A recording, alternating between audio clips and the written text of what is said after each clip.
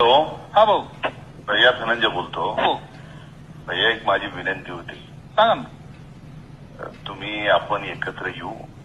बरं बरं. तुम्ही ऐका काय शेवटी तुम्हाला भविष्य आहे आणि हॅलो. हा हा भाऊ. कदाचित तुम्हाला माहित नसेल माझे सीएमचे काय संबंध आहे. नाही नाही आपले आहेत. मा गेली नाही कुणाची नरेंद्र मोदीची देवेंद्र फडणवीसची तिथे पैसे रोखायला हो. आणि कसं एक लक्षात घ्या एखाद्या आमदाराला अडवता येतं हो. हा हा हा.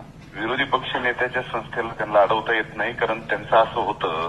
बरोबर आपण सगळीकडेच आपण मी सगळे म्हणजे त्या सभागृहात मी काहीच सुरू देत नाही पुन्हा सत्ताधाऱ्यांचं. बरोबर बरोबर. त्यामुळे ते माझा नाद करीत नाहीत भैया. माझं ऐका तुम्ही कन्व्हिन्स व्हा. पैसे तुम्ही नुसते अमाऊंट सांगायची तेवढी आणून द्यायची. बरोबर. आता मी परळीची नगरपालिका चालवली का नाही.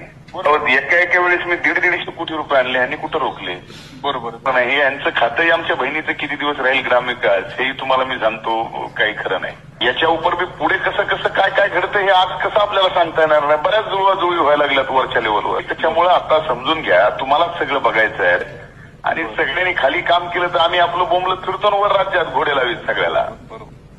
आणि खाली बघा सगळं. फक्त खाली आम्हाला बघायची वेळ येऊ देऊ नका. तुम्ही बघा सगळं. चालेल भाऊ. करतो भाऊ. म्हणजे तुम्हाला करा जरा ऐका. निश्चित करतो. हो. ओके.